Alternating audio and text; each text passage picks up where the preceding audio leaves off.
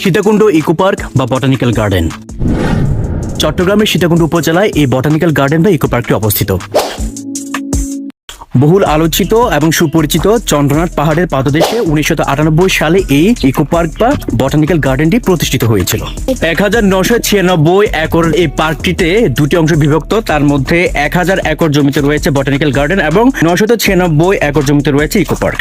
জীববৈচিত্র্য এবং বন্যপ্রাণী সংরক্ষণ এবং পর্যটকদের বিনোদনের জন্য বন বিভাগের প্রচেষ্টায় তৈরি করা এই বিশাল পার্কে রয়েছে বিরল প্রজাতির কিছু গাছপালা, হাজারো রকমের নজর কাড়া ফুলের গাছ, কৃত্রিম লেক ও নানা প্রজাতির জীববৈচিত্র্য। রয়েছে সুপ্তধারা ও সহস্রধারা ঝর্ণা সহ জিডি পথে ছোট বড় বেশ কয়েকটি ঝর্ণা, পিকনিক স্পট, বিশ্রামের ছাউনি। এই ইকো পার্ক বা বটানিক্যাল গার্ডেন প্রবেশের জন্য প্রাপ্তবয়স্ককে গুনতে হবে 50 টাকা এবং 12 বছরের কম শিশুদের জন্য রয়েছে 20 টাকা।